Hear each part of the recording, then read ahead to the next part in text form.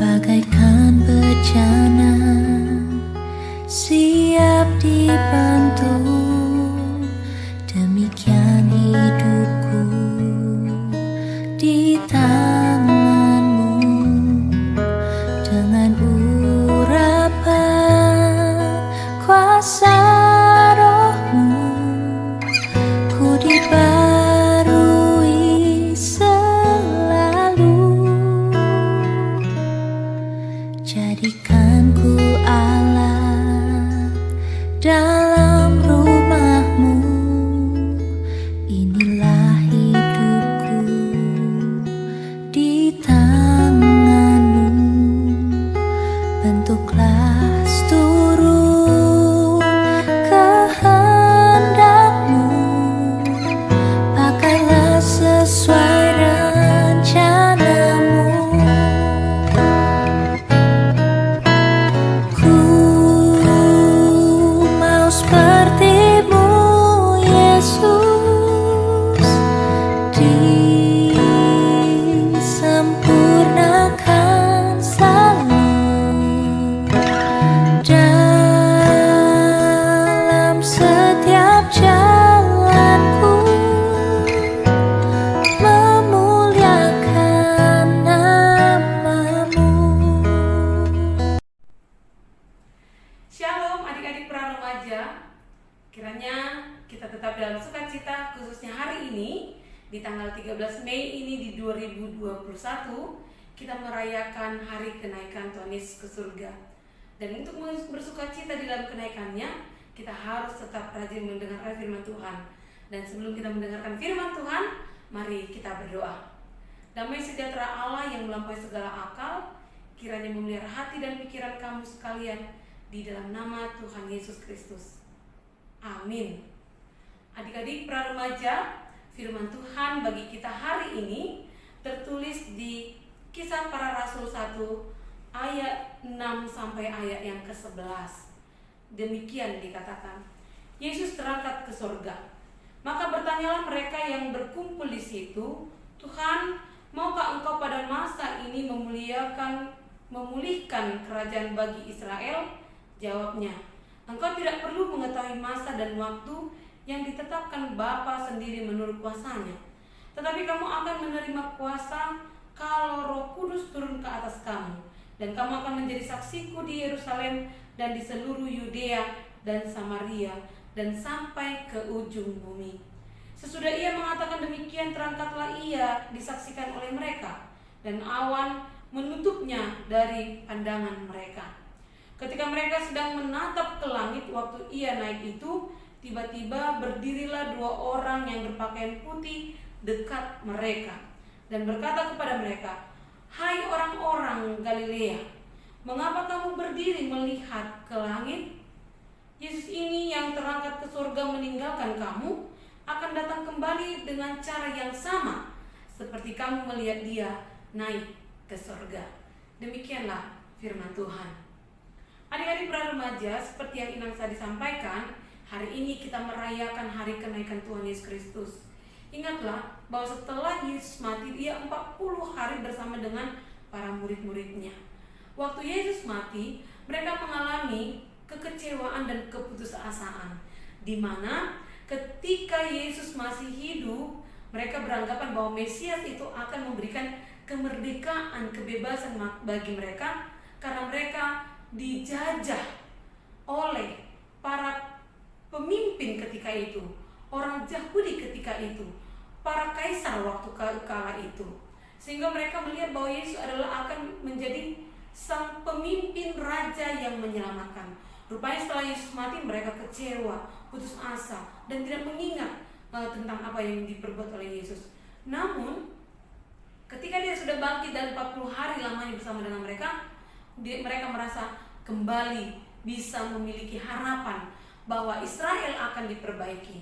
Itu sebabnya di ayat 6 tadi dikatakan, maukah engkau memulihkan Israel? Kata para muridnya kepada Yesus. Lalu Yesus berkata, kau tidak tahu apa yang direncanakan Tuhan. Aku tidak akan bisa bersama dengan engkau, namun kuasa Allah akan ada padamu. Lalu setelah itu Yesus terangkat ke surga. Pernah gak kalian ditinggalkan oleh mama bapak kita, keluar orang-orang dewasa? Lalu ketika mama papa kita pergi, bagaimana sih cara mereka untuk tetap menjaga kita? Mungkin yang pertama adalah mama papa kita panggil keluarga kita yang lain untuk dititipkan, untuk menitipkan kita, menjaga kita di rumah kita. Atau mungkin kita dibawa ke rumah orang yang dipercaya, yang bisa menjaga kita selama mama papa kita itu belum pulang dulu. Mungkin tetangga kita atau siapapun yang orang tua kita percaya, menemani kita selama orang tua kita belum datang. Kenapa demikian? Supaya kita terjaga, kita tetap bisa selamat, kita jauh dari mara bahaya, dan kita sanggup tetap melalui hari-hari kita tanpa mengkhawatirkan mereka. Demikian juga Yesus naik ke surga, tujuannya adalah untuk menyediakan tempat bagi kita. Dia menyediakan tempat untuk kita supaya nanti kelak setelah kehidupan ini kita memiliki tempat yang berbahagia di sana. Namun untuk itu selama kita berjalan kita harus dijaga. Maka dikatakan tadi kuasa Allah. Kuasanya artinya adalah Roh Allah akan ada dalam diri orang percaya untuk bisa berjalan dan melanjutkan misi Tuhan. Makanya dikatakan tadi, engkau akan menjadi saksiku di Yerusalem, bahkan sampai ke ujung dunia. Jadi kuasa Tuhan itu layaknya seperti orang dewasa yang tempat kita dititipkan oleh orang tua kita, yang memastikan kita bisa tetap melakukan apa yang harus kita lakukan. Demikian juga Tuhan ingin kita menjadi saksi Tuhan di tengah-tengah dunia ini. Adik-adik para remaja juga harus menjadi saksi Tuhan dalam kehidupan kita sebagai orang percaya, terpanggil. Jadi menjadi saksi itu kenapa? Ya, Tuhan itu naik ke surga untuk memandirikan, mendewasakan kita secara iman, supaya kita terus bertumbuh. Layaknya seekor induk ayam, ketika ayam itu masih kecil-kecil, mereka akan selalu mengikuti mamanya kemanapun, induknya kemanapun. Tapi setelah anak ayam itu agak dewasa, agak lebih besar, induknya itu akan mematuk semua anak-anaknya itu. Dipatuk untuk mengusir, supaya mandiri dan mampu mencari makanannya sendiri. Tuhan demikian juga berharap di dalam pengutusannya kita menjadi lebih kuat di dalam firman Tuhan, supaya bisa menjadi saksi. Saksi di tengah-tengah dunia ini. Kenapa kita harus menjadi saksi? Ina mau sampaikan dengan satu ilustrasi sedemikian. Ada seorang pemuda yang bekerja di toko mainan.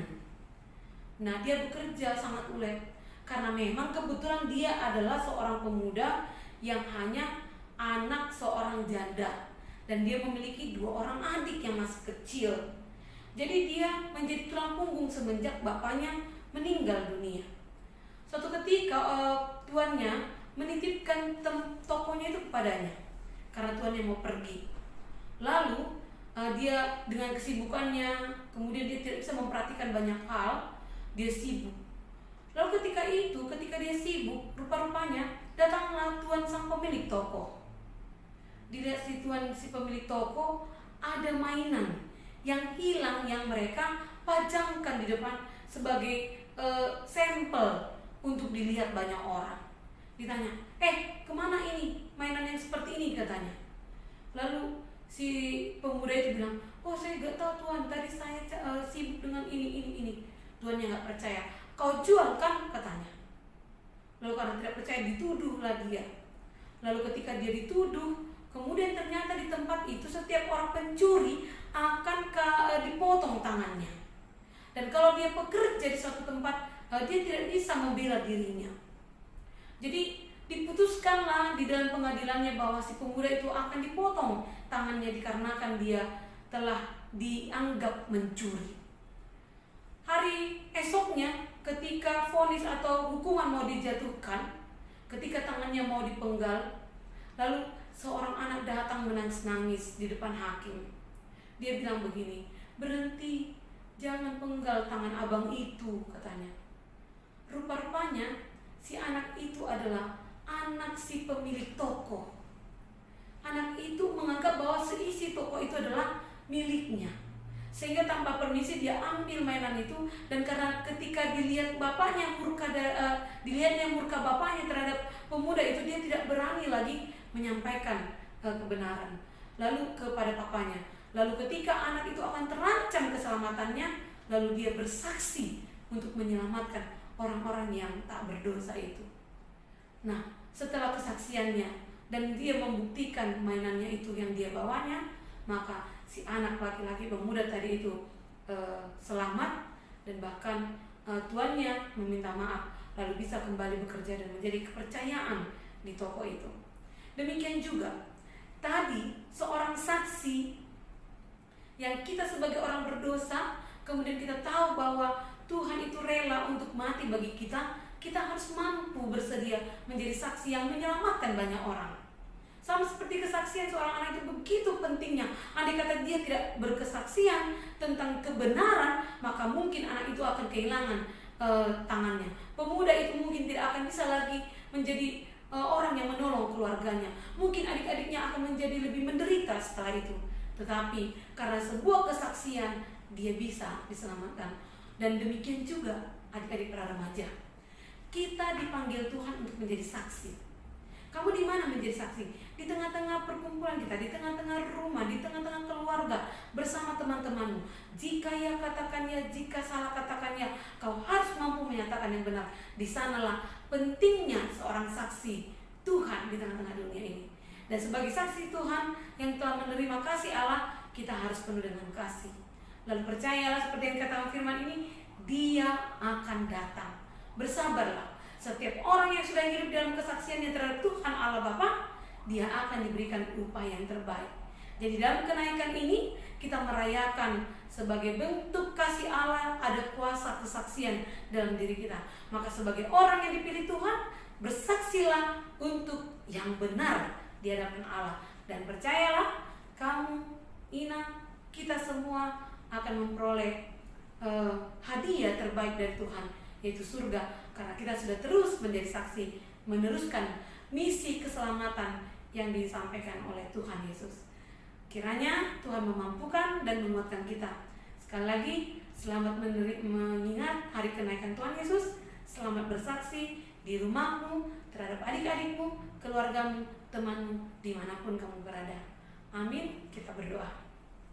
Terima kasih Tuhan untuk firman-Mu hari ini yang kami dengarkan.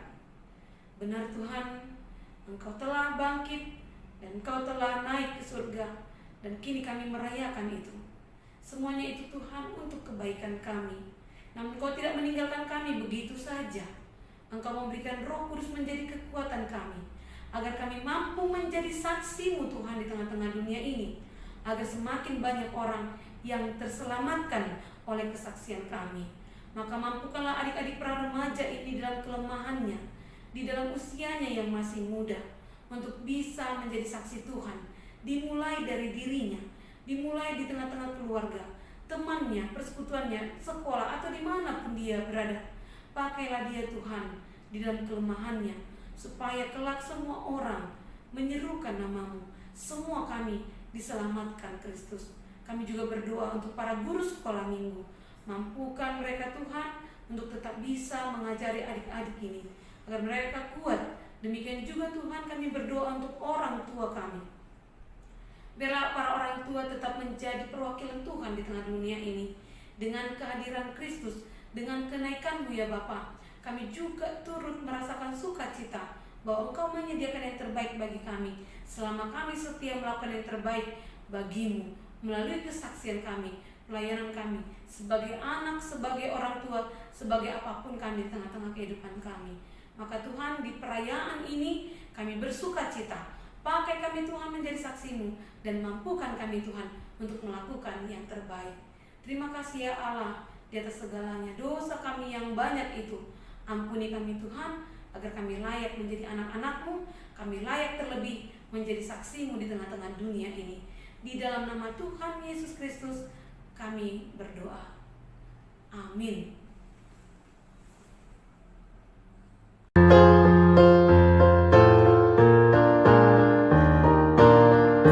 Mau berjalan dengan juru selamatku di lembah berbunga dan